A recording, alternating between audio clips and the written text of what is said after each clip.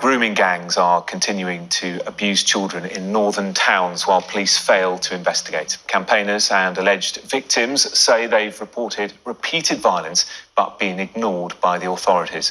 Sky News understands the Home Office is preparing to publish a paper on predatory gangs as early as next week. Our Home Editor, Jason Farrell, has this exclusive report. What is this place that you're taking me to? Just talk me through it. It's where sexual activities happen. Sarah is not just haunted by the men who sexually abused her from the age of 14. They still abuse her. So how much further? A bit further. She's taking me to a place on the West Yorkshire moors where she was abused as a child and more recently was taken to and assaulted as an adult after she reported the historical abuse to the police.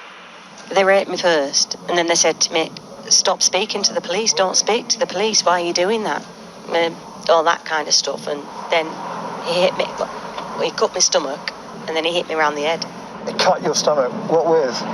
Like a blade from an old pair of scissors. Sarah, not her real name, says this lay-by is a regular spot where gangs take teenagers for sex. She wants us to tell her story because she feels officers failed to protect her and she has nowhere left to turn. And many women and children are at risk. Hundreds of girls are thought to have been abused in Telford over 2 decades. These men sexually abused vulnerable young girls in the Oxford area. Huddersfield has joined an infamous list. The problem of child grooming, which emerged in the last decade, isn't confined to any ethnic group, but there was concern that sensitivities over race previously prevented action being taken, along with misguided attitudes towards victims. It was hoped lessons had been learned, but former detective Maggie Oliver, who blew the whistle on Manchester police failings to deal with grooming gangs, says they're still thriving. She set up a foundation to help victims. In the past year alone, we've helped more than 2,000 victims. These are all desperate victims who have been abused and are being fobbed off by the authorities. How many of them are saying the police aren't helping me? How many of those 2,000 say I'm not getting any help from the police? Just think about it. Why would they come to us if they were being helped? They're everywhere. They're all over town, every shop. Every time I go to town, I see at least one of them. How many men would you say are involved in this? About 50 odd that I know of, can name and stuff. Do you think that they're all still abusing young girls today? Yeah, they definitely are, yeah. A mother, we will call Jane, unconnected to Sarah, believes her child was being groomed by a member of the same gang.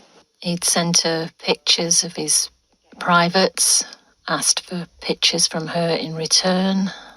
He'd been meeting her behind my back, giving her lifts, giving her money, giving her cigs, buying her alcohol, offering to buy her cocaine, inviting her on late night drives.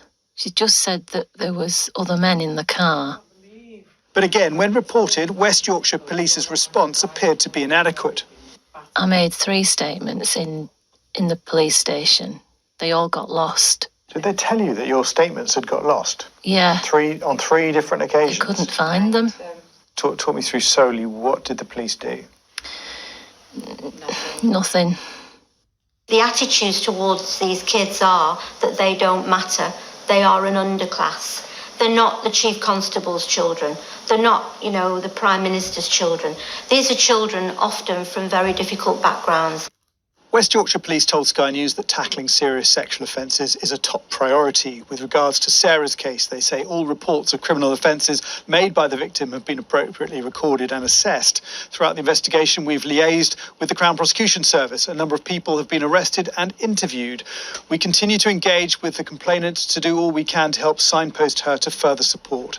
We want victims to be reassured that we do and will treat them with the utmost sensitivity and that their needs and welfare are paramount.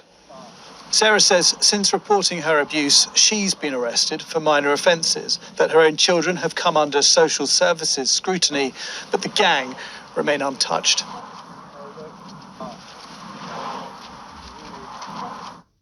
Jason Farrell reporting. You're watching